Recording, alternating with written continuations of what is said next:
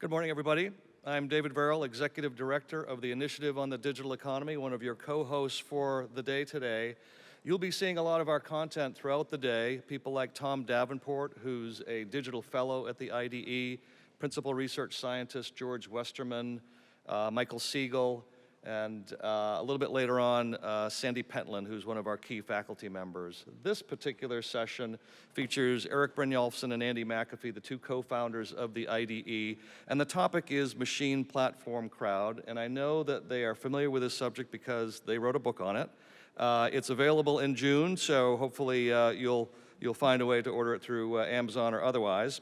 Our session today is being moderated by Jason Ponton, the inimitable Jason Ponton, who is editor-in-chief of the Technology Review. So Jason, please take it away.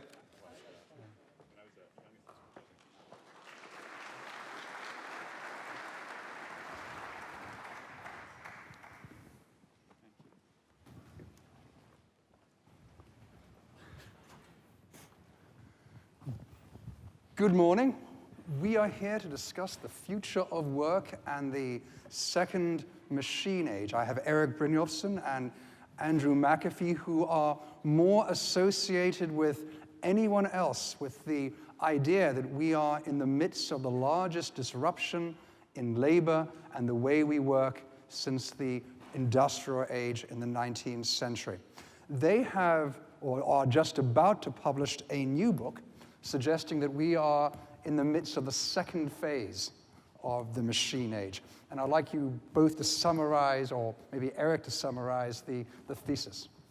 Well, so let me talk a little bit first about the second wave of the second machine age. You know, one of the big ideas in our last book, the second machine age, was that just as the Industrial Revolution allowed us to augment and automate a lot of physical work, we were in the midst of a wave of technology that allowed us to do similar things for our brains, for the control systems. But even if you look at the second machine age, you can further divide that into two subcategories. In the first wave, which created trillions and trillions of dollars of value, we codified knowledge. Most of you in this audience probably have spent a significant amount of time coding, which really means taking what you know and saying it very, very precisely so the machine can carry out the instructions. But we're now in the early stages of what Andy and I call the second wave, which involves allowing machines to learn on their own. We don't have to specify step by step how to recognize a face or how to understand speech. Instead, machine learning systems are beginning to become important, and that opens up a much broader set of activities for machines to be able to do. And we think it's probably the most important thing that's affecting the economy and society over the coming decade.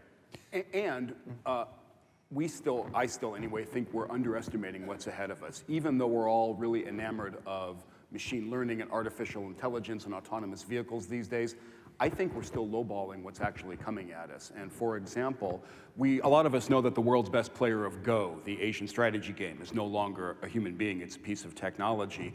Keep in mind, Go has been intently studied by people for 3,000 years. And after playing AlphaGo, the machine learning technology, the Chinese Go champion tweeted out on the Chinese equivalent of Twitter a little while back, "I don't think that a single human has touched the edge of the game of Go."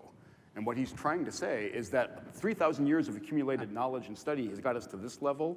It appears the machines are telling us that there's this entire additional space up above over here.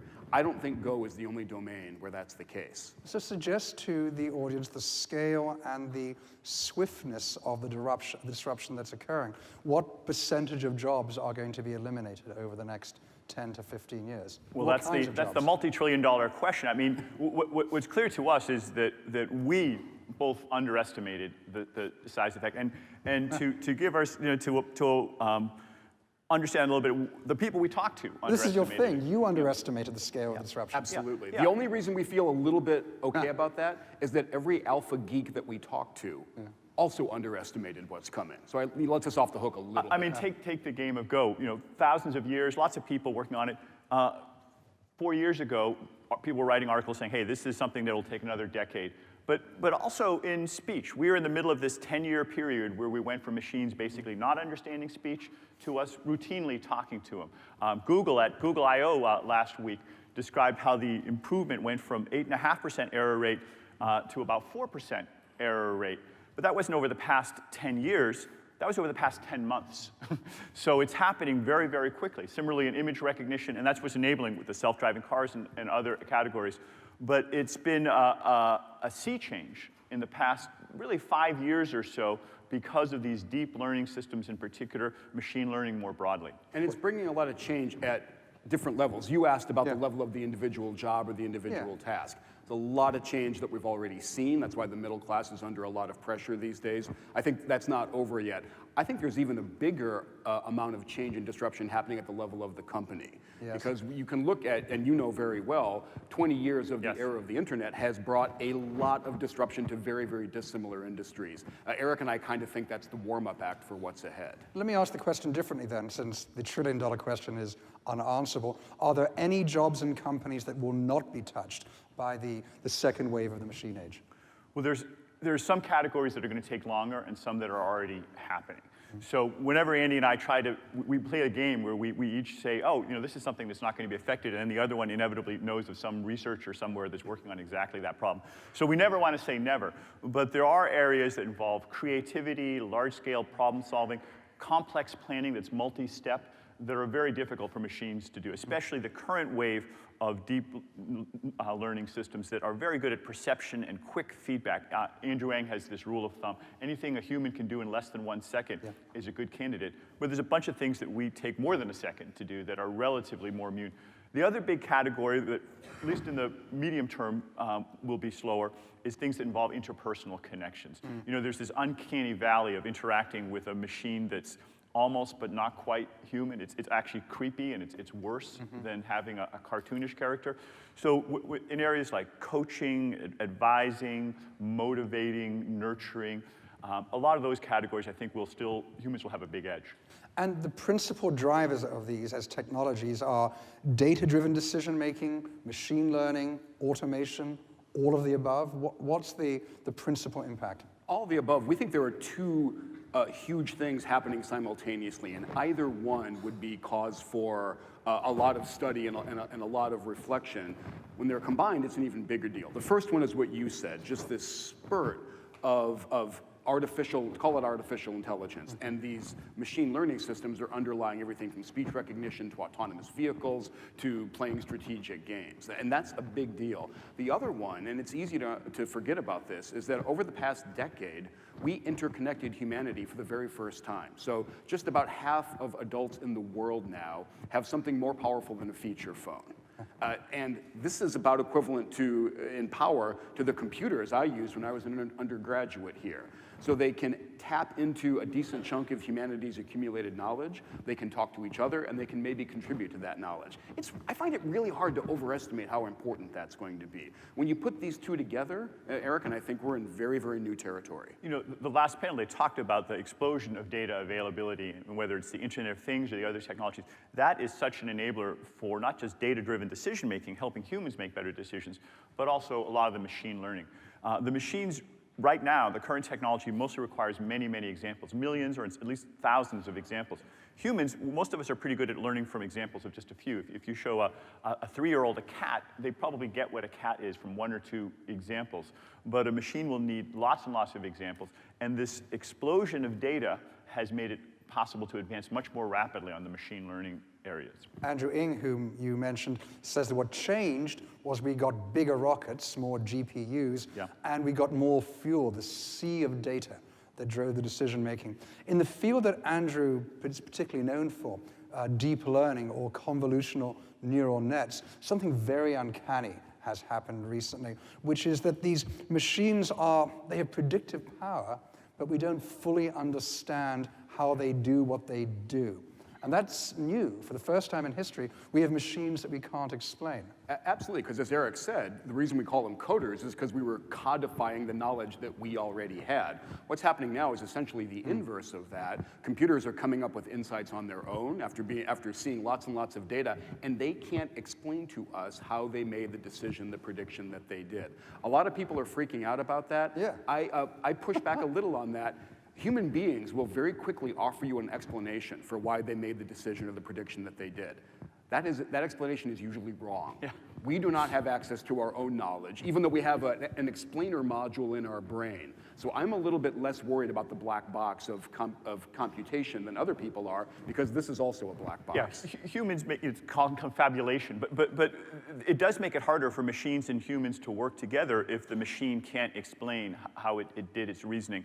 And there's still a lot of areas where we want to have that kind of leverage. But a machine that has hundreds of millions, or now they're even having billions of connections, it's very hard to say, okay, this particular weighted sum is the one that drove the decision. And this brings up a really interesting way to recombine what minds and machines do together. I think a growing task for very experienced humans is to help understand why the machine did what the machine did. Is that a new profession, people who can explain machines? Or who can look at what the machine did and say, I think this is what's going on, generate a hypothesis out of that, and then go find ways to test it. It's a very active area of research right now, is to take these machines that have often very, very high accuracy, but not 100%. I said, 4% error rate, not 0%. And that means that you want to be able to explain as much as you can why the machine came to that decision. It's not being done very well now, but researchers are trying to improve that. Well, there's the joke. Why do the convolutional neural net cross the road? What do you care? It works, doesn't it? That is an MIT joke, yes. An MIT joke. But it actually raises liability issues. So when an AI does make a mistake, who is responsible? Is it the company? Is it the coder? Does the consumer simply have to live with the mistake? In Europe, insurance companies are required to actually be able to explain why an insurance company came to the decision they made, right? Yeah, I think decisions like that are a great way to retard progress in this area. And we do need to work on these topics, but putting these regulatory roadblocks in place and saying you can't move forward unless you satisfy this particular need, it's a great way to slow things down. People do debate this a lot, and I think it sometimes gets tied up with this idea that these machines are intelligent agents on their own and they have their own autonomy. I don't think that's the right way to think about it. Ultimately, the same principles that we apply to liability law anywhere. If you get an accident and the brakes don't work, is it the driver's fault? Is it the car manufacturer's fault? Is it the repair shop? You have to sort that out. Admittedly, with AI, it gets to be harder and harder. Those lines of causality get more and more convoluted. But ultimately, the same principles apply. And the fact that there's one more entity involved in that chain, namely a piece of autonomous software, doesn't throw our entire legal framework out the window. So which jobs will be most impacted soonest? And do CIOs have to change fundamentally the way they work? Does coding become more human? Do physicians have to fundamentally become different types of doctors? I tend to think that if the job is mainly a pattern matching job, yes, even a very difficult one, even one that requires the ability to tease out very subtle patterns after you've been trained for a lot of years, think about a pathologist, those jobs are being confronted by automation very, very quickly. This is where it becomes dangerous to just simply extrapolate from the recent past. Yeah. Over the past couple of decades, we've seen the middle skill jobs hit especially hard, routine information processing work. So median income now is about stagnant compared to what it was back in the late 1990s. Going forward, there's the potential for many other kinds of jobs to be affected.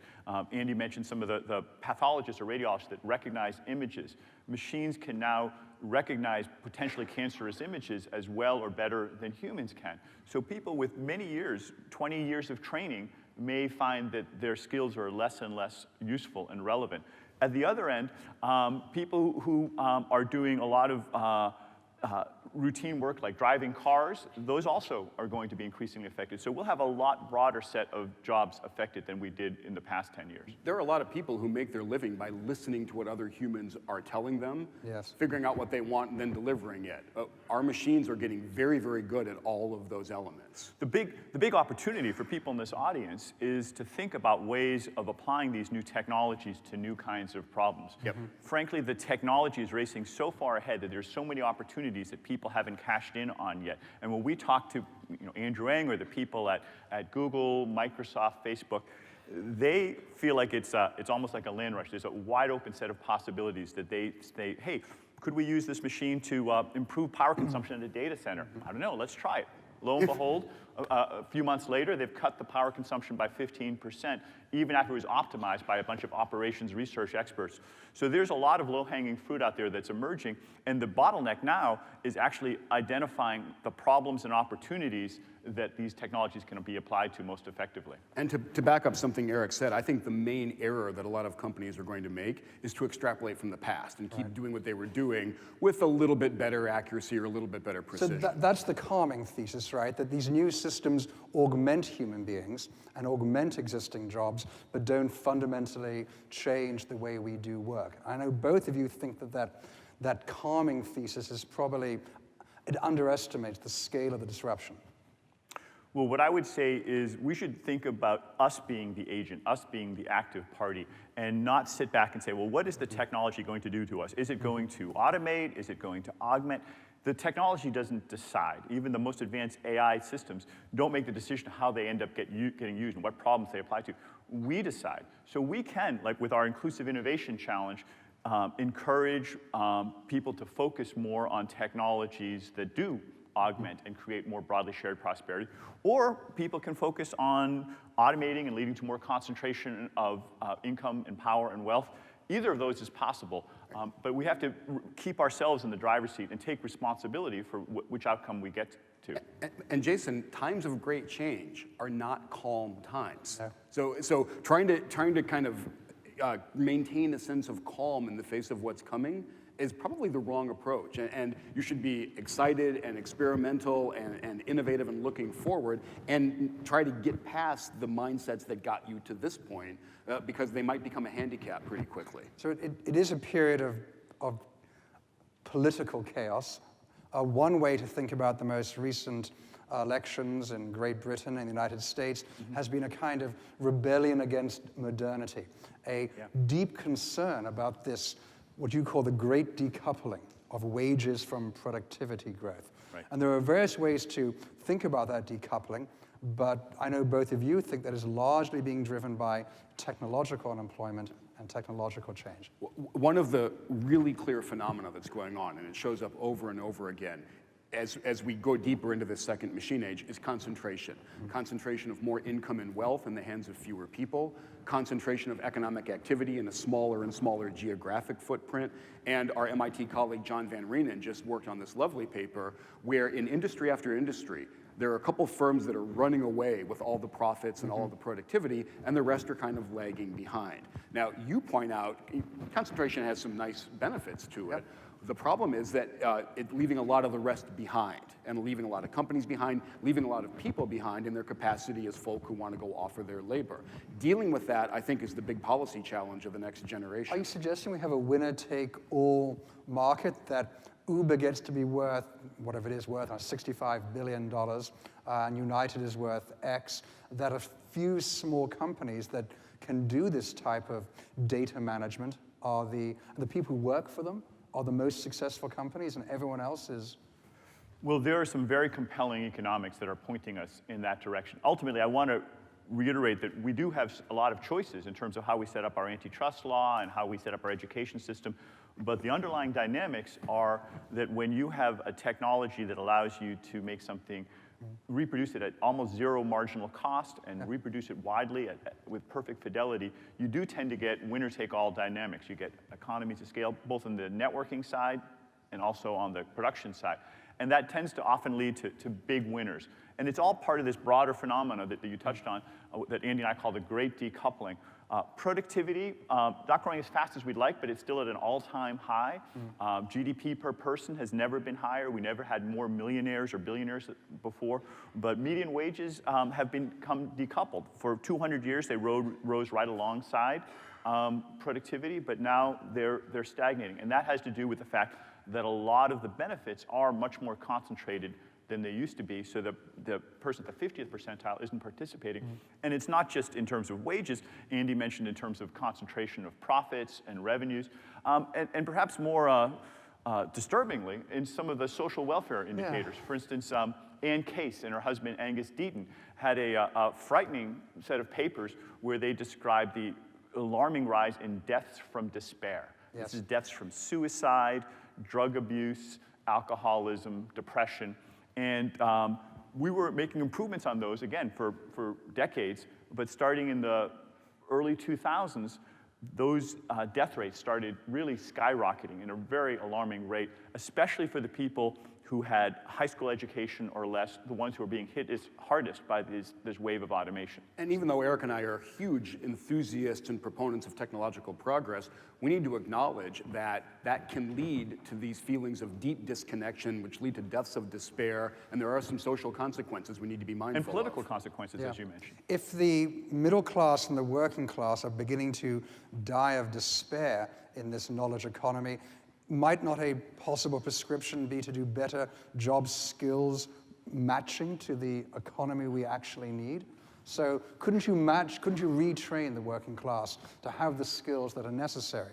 Or am I once again being too optimistic? Well, I think that's at the top of just about every economist's list, is investing more in education, and not just more, but rethinking how we do education. We talked a moment ago about how machines aren't great at creative tasks and interpersonal tasks. We should be doing more in our education to allow creativity to flourish. I mean, one of the things any of us who have kids have seen, you put a pile of blocks in front of a 3-year-old, and instantly they'll start building things or drawing things. They love doing creative work. And if there are 2 3-year-olds, they'll do it together. Yeah, they'll work together, they play. That's what people love to do, is create things, play together. A lot of our school system, sad to say, has been trying to tamp that down, quash it, and say, hey, sit quietly in rows, stop doodling, stop being creative, Stop talking to each other. stop playing together. And that, maybe Henry Ford wanted workers like that, but that's exactly the wrong prescription for the 21st century. One person that we've learned a lot from is Carl Bass, who's the CEO of Autodesk. And he says, former CEO, he says, when I wandered around my company, I never saw anybody sitting by themselves doing a problem set.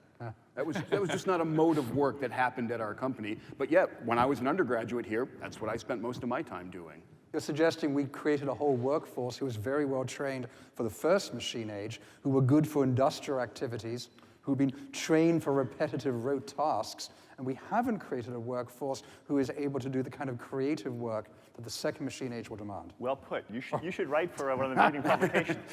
And it's amazing, the number of entrepreneurs I talk to who are dropouts or were miserable in school or had to fight to go realize to get past this feeling of inadequacy. Why are we doing that to these people? Was there a model for the type of education you think is well suited? Is Germany doing it? Taiwan? Is there a nation that understands this better than America? I kind of like what Finland does, which is they don't start so early, and they have a lot of unstructured time, a lot of playtime. They wander around the Finnish forests and things like that. I was a Montessori kid for the first years of my education. I think it's absolutely the right way to go. I agree with that. And I want to say that there's lots of green shoots in America, everywhere. I mean, at MIT, to give ourselves some credit, yes, we do lots of problem sets, but the Sloan School in particular has reinvented its education to a great extent around projects. I teach something called the Analytics Lab, which is totally project-oriented. Simon Johnson and others have pioneered these courses, which are very much interactive, problem-oriented, creative-oriented, exactly the kinds of skills that I think the workforce needs going forward. I want to take some questions from the audience, so type them into Slido, and I will ask them from the monitor in front of me. But while the audience comes up with some very smart questions, one final question about policy prescriptions. So as we look at this great decoupling of wages from productivity, there has been a debate about what policymakers should do. We've touched upon one of the interventions, a different approach to education, but some people have suggested that we need a much more radical approach, a universal basic income that recognizes we have entered a period of permanent structural unemployment. So has the time come for a UBI, and if so, why not? No, absolutely not, for a couple reasons. One is we are not anywhere near peak labor in the United States. In other words, peak demand for working hours. The data are incredibly clear. Month by month, as long as we're not in a recession, we need more hours of work to make the economy go. So that we're not anywhere near a plateau in how much work our economy requires. So thinking about a post-work world is just incredibly premature. The other thing is when we go look at the problems in American communities, and like Erik pointed out, those are real problems. They are not problems of starvation or complete deprivation. And the thought experiment I run is which of those problems, the social decay and whatnot, would be solved by a check magically showing up from the government every month? You're saying And my UBI answer is would, none. You're saying a UBI would tend to exacerbate the problems it was designed to go and solve. It certainly wouldn't knit those communities back together. That check from the government doesn't have that magic power. Yeah, we grappled with this when we, in the second machine age, we have 3 chapters where we talk about recommendations. And we took very seriously the idea of a universal basic income. But when we went and talked to sociologists and others, the core problems were not so much something that you could write a check for. It was the fact that people wanted to be engaged in their community, wanted to work. And as Andy said, I really want to stress this. There is no shortage of work that only humans can do right now. We are not in a world where machines do everything. I can imagine that in the far future, and I think a lot of people in Silicon Valley Are already mentally they there. jump to that, yeah. And you have to be realistic that we're moving very, very fast, but there's decades before we get to that kind of world. The problem that faces us right now is that people need to get meaningful work and need to be engaged. Things like the earned income tax credit are a great way to help get money into the hands of people, but also encourage them to stay engaged in the workforce, and that gives them, it's a win-win, because there's so many problems that need to be addressed that only humans can do. That's right. Are you suggesting that we would know when we needed a UBI because there would be such surplus that we could afford it, and that there would be a surfeit of machines that could do the jobs? The instant I see the number of hours worked in the American economy leveling off and going down, even as the economy continues to grow, that's when I'll take that idea seriously. And it's not an all or nothing thing either. You can do things on the margin. You can do things with the retirement age. You can do things with health benefits. You can do things with disability. You can do things with family leave that sort of give you some of the benefits. So another country, Andy mentioned Finland, another Nordic country that's been having great success is Norway. And they're in some ways ahead of the curve because they have all that oil wealth. So they get a little bit of a sense of what it's like to live in a very abundant economy. And they actually have pretty high labor participation, but they also have very long vacations. They have a lot of things paid for by the government. So you can raise the standard of living while still keeping people engaged. Because technology isn't a thing that just happens to us, or it shouldn't be, but we should have some agency about how we respond to it. Well, in the same, let me pick up on Erik's analogy. You know, oil is a thing that happened to Norway. And they didn't just sit back and say, well, let's just see how this plays out. They went and made very conscious decisions as a society. I'm with Erik. I like the decisions that they made. So while we are both, you know, you're going to go a long way before you find 2 bigger fans of innovation and markets and capitalism. That doesn't mean that there's not a role for smart policies and smart government here. Well, there's a huge role. And you know, to go back to the analogy to the Industrial Revolution, the first machine age, that also didn't just happen. We saw what people don't seem to always recognize is that the government made huge policy changes. We invented mass public education. That was essentially an American invention. One of the reasons that America became so wealthy and also so egalitarian was because we invested in that. We invented antitrust policy, changes in the income tax code, all of which were Social Security. incredibly controversial at the time, and yet we got past it. And the net effect was having a dynamic, capitalistic, vibrant economy with lots of competition, lots of innovation, but also living standards that were raised for a broad set of people. That's right. So we have some questions from the audience. Several years ago, you both said, when addressing the relationship between humans and machines, that it is not exactly clear where humans fit in. Is that picture clearer now? Do human beings have a role? It's constantly changing. Well, go ahead. Yeah, there are 2 ways to look at that statement. One is, if we're saying that there's no role for humans, and we don't believe that, I think it's getting murkier how to bring together human talents and technological talent because things are changing so quickly. But that's not cause for despair. That's cause for excitement among innovators and entrepreneurs. And it's constantly changing.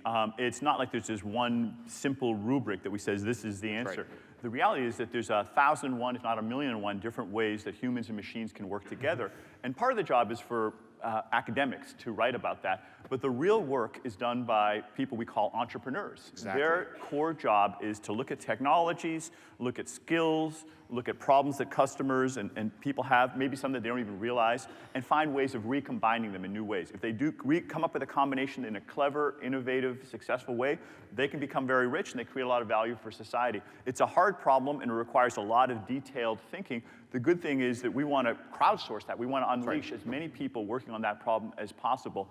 It's not something that you write down in one sentence and say, problem solved. This is fundamentally important because we participate in a lot of discussions where there's an assumption that the change is going to be kind of a centralized change that is suggested by smart guys in Cambridge and implemented by smart people in Washington.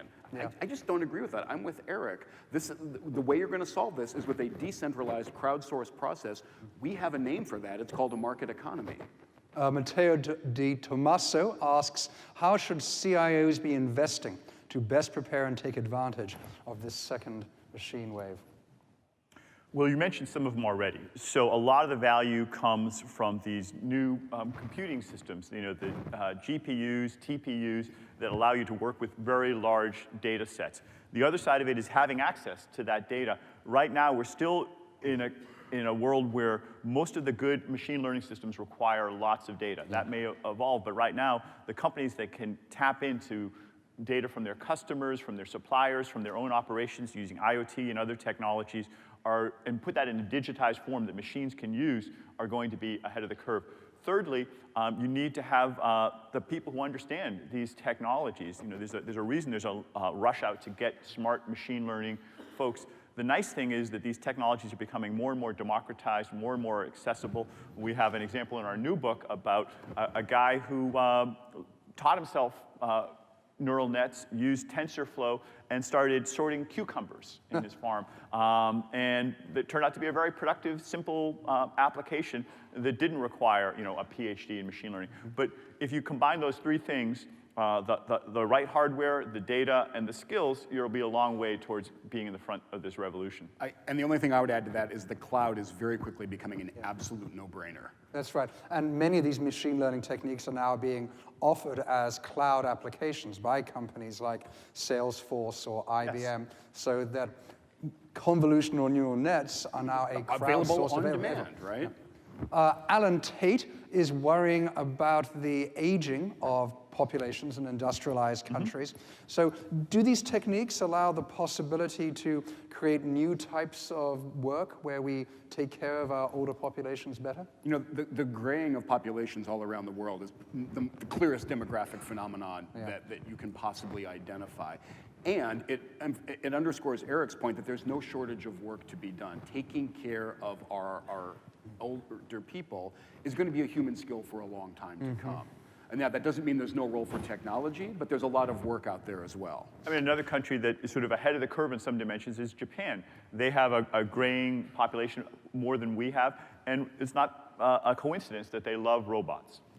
Dave Verrill's appeared behind me because MIT technology has failed, because it's saying we have only spoken for 5 minutes and 44 seconds, which cannot be true. I'm going to ask one last question. Do we have to worry about standards for programming ethics into our machines? So this is a great debate at the moment. There are two very opposed camps. So folks like Pedro Dominguez at the University of Washington say that these new machine learning systems are innocent. And if they reflect biases in society, that's because human society itself is biased.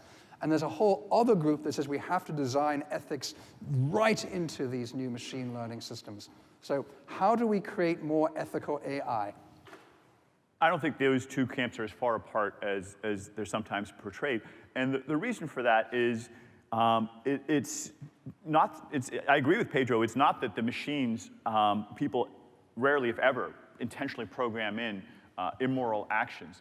But they learn from data sets. So if you are drawing on a data set where certain racial or other groups get paroled more than other groups, or certain people get credit approved more than other groups, those biases can appear in the system, perhaps subconsciously. And it can be very hard to disentangle because, as we'd said earlier, it's hard to get the machine to explain what it's doing. So it's something we need to be alert to, and it's one of the reasons why people are working on explainable AI, is so that we can identify those. Ultimately, I'm more optimistic than I think a lot of the critics are, because with the machine, at least you have the potential to systematically analyze it and perhaps correct it. And we have to remember the benchmark, and this is a mistake people make all the time, the benchmark is not perfection. It's not a world where we have no immoral acts or no biases or no accidents. It's one where we do better than the current system. We do better than humans. And that's easy to do. And as Andy can point out, I mean, humans are filled with a lot of biases. So my ground rule here is to follow the Wikipedia strategy when it comes to these ethical questions. Make it easier to fix problems instead of trying to make it impossible to make them. It's a great point. Erik Brynjolfsson, Andy McAfee of MIT Sloan, thank you very much. Jason. Fun. Thanks very much, gentlemen. We'll be going into a break now, but we'll be back here at 10:45 for the panel that Joey Ito, director of the Media Lab, will be running on putting AI to work. So a nice move into another session on a similar topic. Thanks very much.